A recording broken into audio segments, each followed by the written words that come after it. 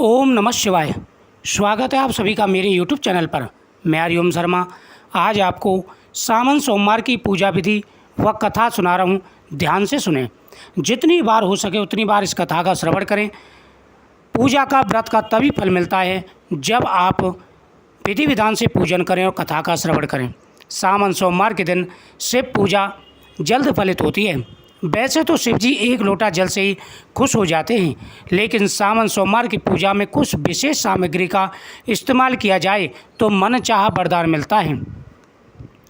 सावन सोमवार के दिन जो व्यक्ति सुबह 5:30 से सुबह 7:40 के बीच में पूजा करते हैं, यह अमृत योग माना जाता है।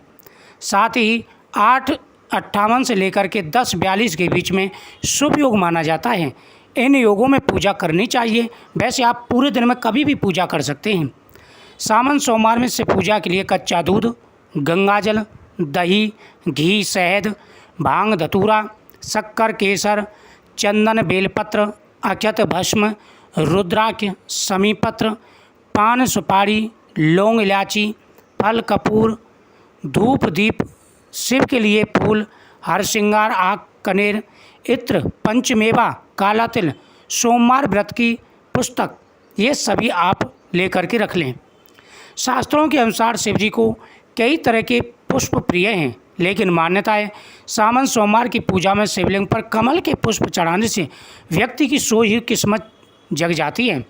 सावन सोमवार को प्रदोष काल में ओम नमः शिवाय मंत्र का जाप करते हुए शिवलिंग का अभिषेक करें, फिर भगवान को कमल पुष्प अर्पण करें। ये भगवान शिव को प्रसन्न करने का सबसे सरल उपाय है।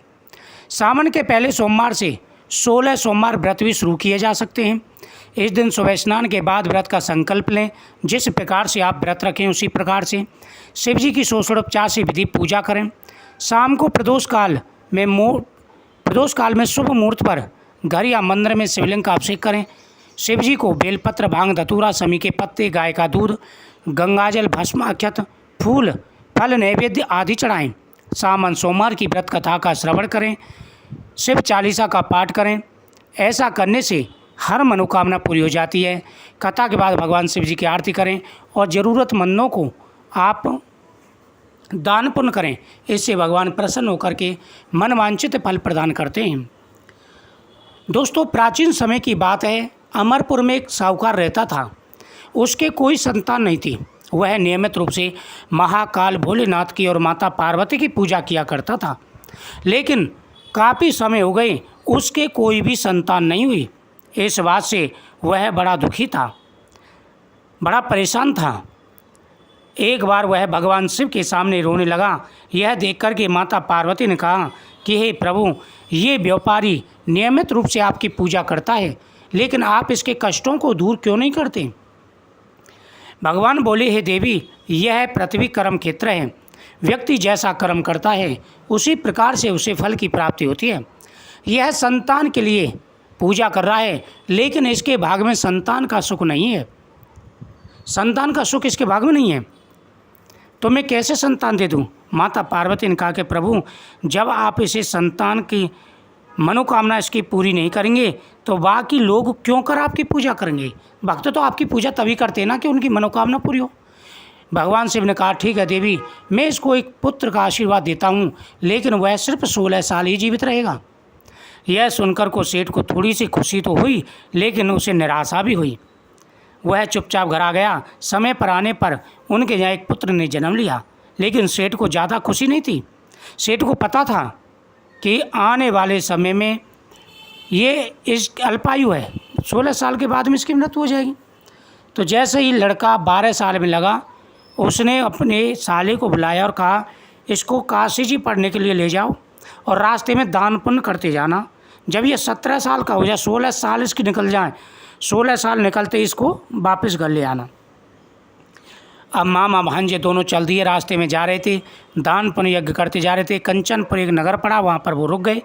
अब वहाँ के राजा की लड़की की शादी थी, लेकिन जिस लड़के से वो शादी होनी थी वो लड़का एक आंख से काना था। अब जैसे उस राजा ने साहूकार के लड़के को देखा अब उसके मन में लालच आ गया। उसने कहा कि भाई द्वाराचार की विधि इसी लड़के से करा ली जाए तो हमारे विवाह में कोई अड़चन नहीं आएगी।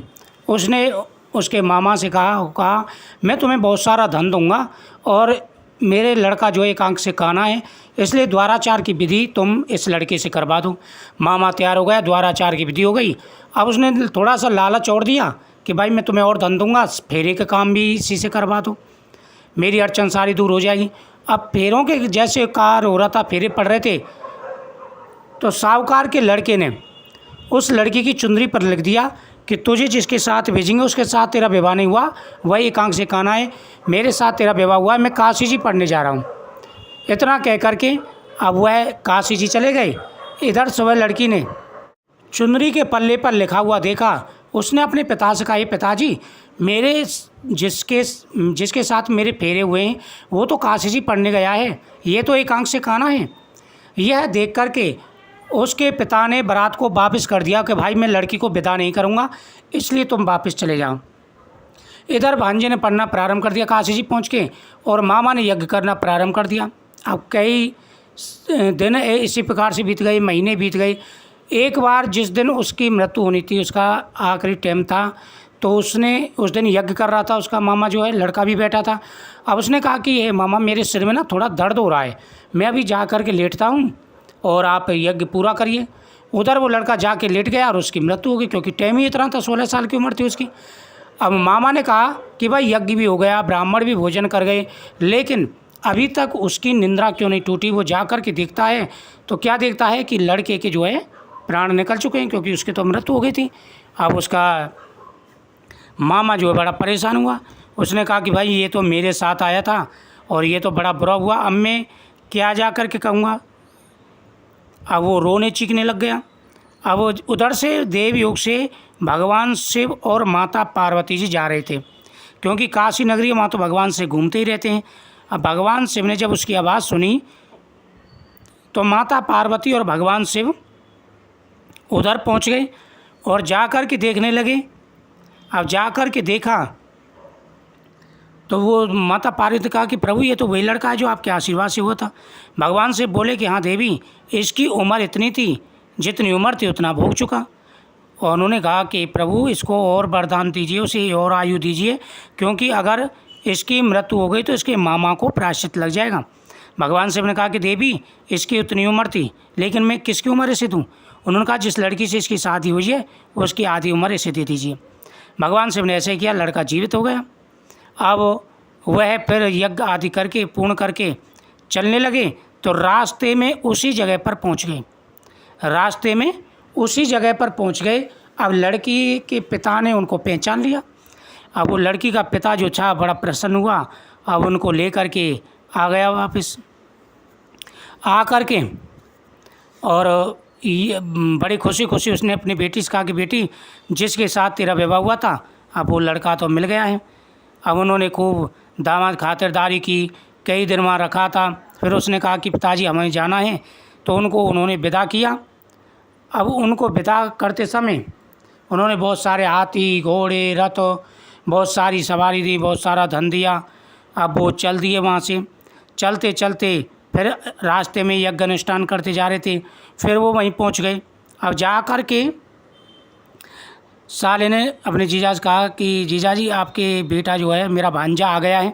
अब वो छत पर बैठे हुए थे, उनको पता था कि भाई अगर 2 दिन के अंदर बेटा नहीं आया तो हम यहाँ से कूद करके जान दे देंगे।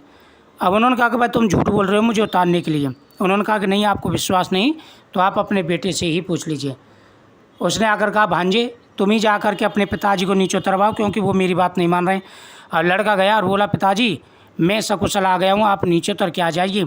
जैसे उसने देखा, बड़ा खुश होकर के प्रसन्न होकर के वह नीचे उतर के आया और आकर के बेटे को गोदी में ले लिया। कहा कि बेटा ये सब कैसे हुआ। उन्होंने कहा कि हे पिताजी ये सब महाकाल भोलेनाथ की कृपा से हुआ है, उन्हीं ने मेरी आयु बढ़ाई है और ये आपकी बहू है, इसके साथ मेरा विवाह हुआ है। तो वो उन्होंने बहू को आशीर्वाद दिया, बेटे को आशीर्वाद दिया, और उसी दिन से सभी धूमधाम से सोमवार का व्रत मनाने लगे, बड़े धूमधाम से भगवान की पूजा की। तो जिस प्रकार से सेठ के हर प्रकार का सुख हुआ, भगवान उसी प्रकार सभी को सुख देना, सभी को आशीर्वाद देना। तो सोमवार की ये कथा बहुत ही सुंदर कथा है, जरूर श्रवण करें और जितनी बार हो सके उतनी बार श्रवण करें। साथ ही आप नियमित रूप से पूजा पाठ करें, भगवान आपकी हर मनोकामना अवश्य ही पूरी करेंगे। वीडियो को शेयर करें, चैनल को सब्सक्राइब करें। ओम नमः शिवाय, हर हर महादेव।